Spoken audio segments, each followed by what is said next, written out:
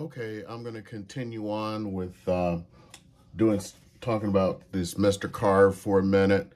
Just gives me something to work out for anybody who's even interested. First of all, I saw something interesting last night. I don't know if they have it. I don't see it on the site, but there's some sites on there's some stuff on a Japanese site showing a Mr. Carve M2. Which looks very much like it. So I'm assuming it's the same product. The only difference is the little base. It's like gone now. It's just a thin base. And there's a place to take out the little middle portion. So you can place it on something to laser engrave. And all of the stuff plugs, like the USB and everything, plugs to the back of the little laser thing. So I don't know if that's real or not. I've only seen it on these Japanese sites. There was only 3 videos on YouTube. But I just found it interesting because I was just saying if anybody else has made any kind of unboxing video or something. So I don't know if it's even real because I don't know how you generate the power necessary. So I did spend the night doing a few more. So like I have this one here that I've done. Get it here, can't see it. Trying to do the metal business cards like I was talking about. So far on like the stainless ones here, it's very faint. It's almost non-existent. I still have to work around with the settings and everything and see if I can get that done just right, because this is unacceptable as right now. This was okay. The issue I'm having so far is, like I said, it's 70 by 70, 75 by 75, whatever millimeters, which does not cover a business card. So this is edge to edge on my business card that I made. So got to check on that.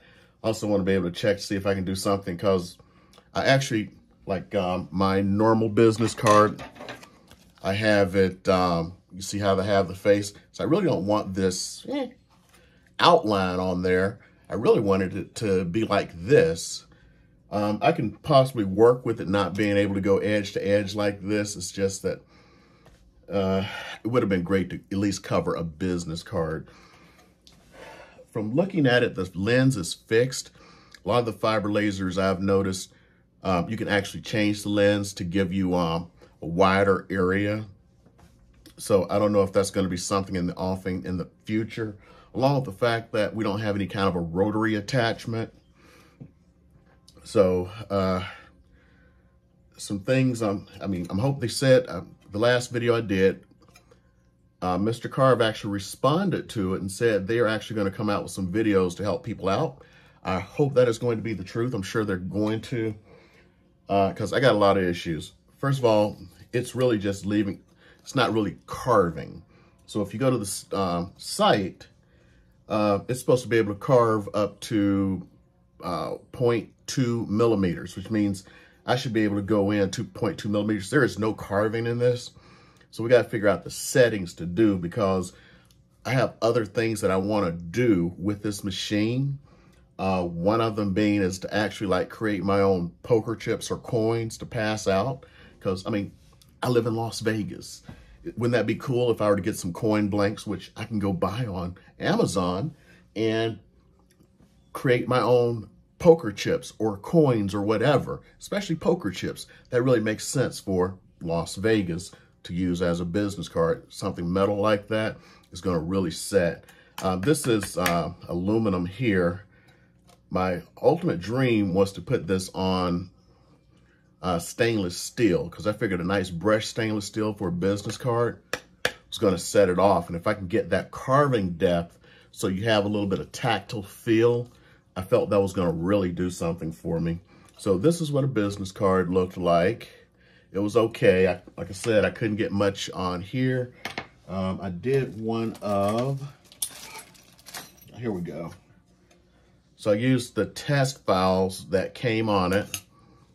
So if you can see it, the Mickey, these are the dog tags that came with it.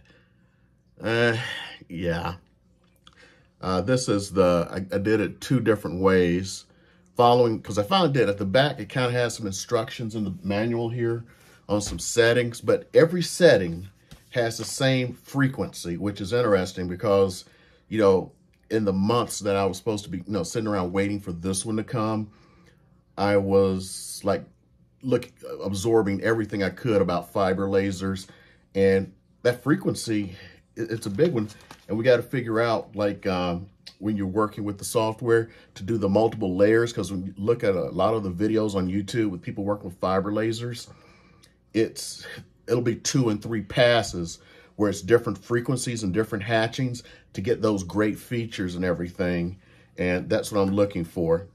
And leave a little bit of light carving, because I'm not sure. I'd have to go in Amazon and see what depth this is, but technically if it can carve to 0.2 millimeters, I don't even believe this card here is 0.2 millimeters, which means technically if the specs are correct, it should have been able to carve through this card. In other words, cut it in half.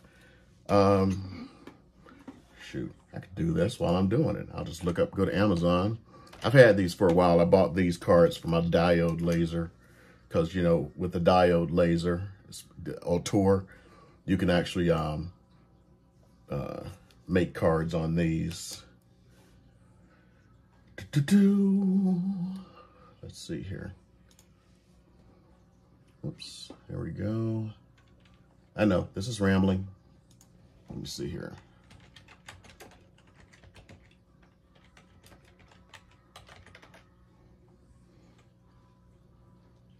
Okay, here they are. They are, okay, this one is 0.45 millimeters. Thought it was thinner than that because it doesn't feel that thick. So it's 0.5 millimeter. So I should have been able to carve theoretically halfway through this. And the thinner cards I have here, which I haven't even played with yet with this, are 0.0. Well, they put it in inches instead of millimeters.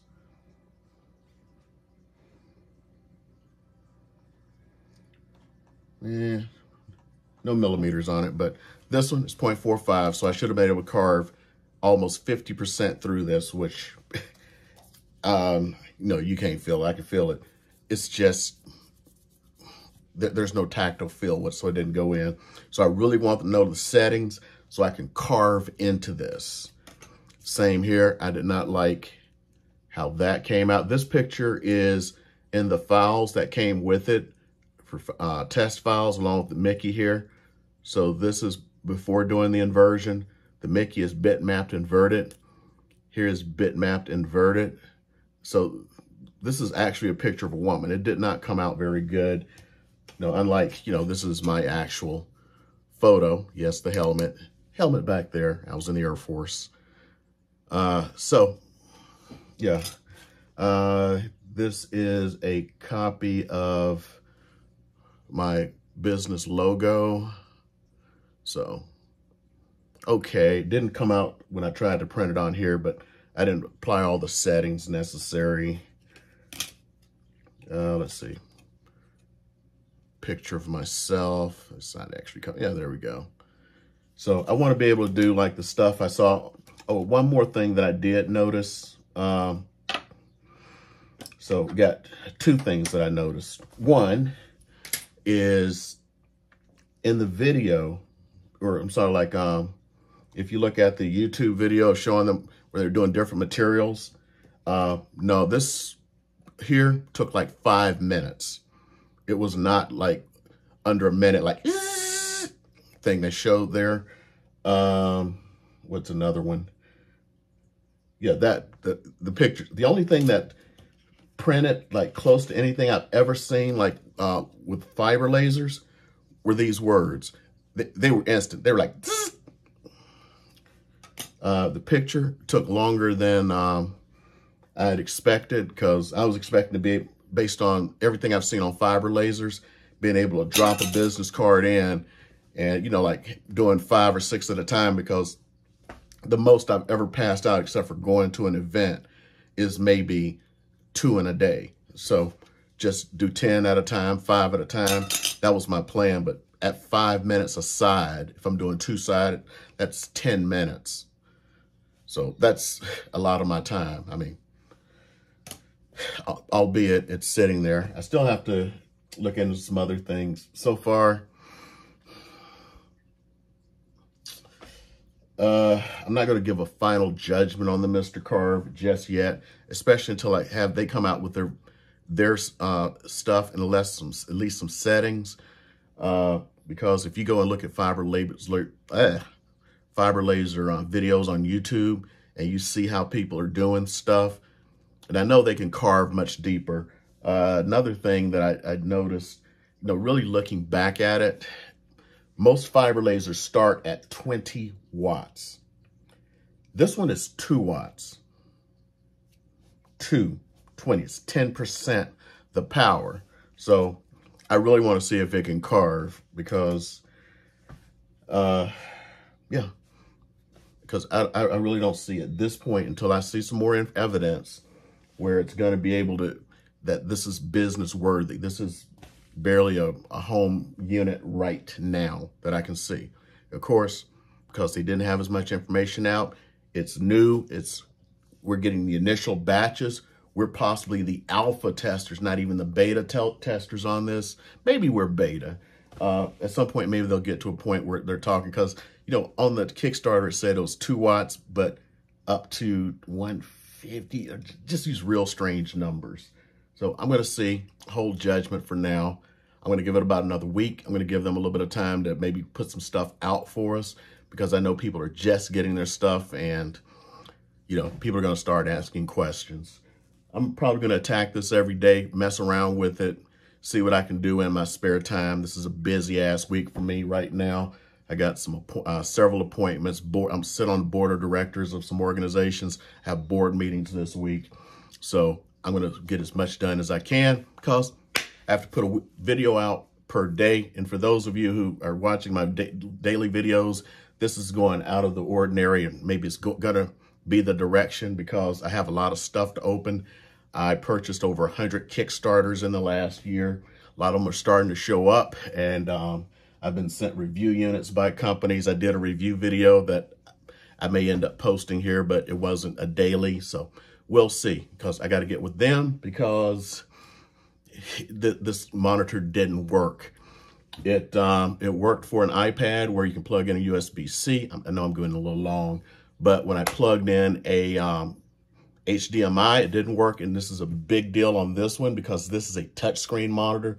So I should be able to plug it in and have touchscreen. So it was going to be an additional monitor for my computer here, which, if you noticed yesterday, maybe you didn't, I have quite a few monitors. So I got this big 32-inch 4K, and this humongous sucker here, which is a 49-inch super wide screen that emulates 2 monitors. So 3 monitors, and I was adding a 4th. So that's what we got for the day. I will see y'all again tomorrow, because I'm making a video a day. Plus, I still have to make another video today with a market update. See you later.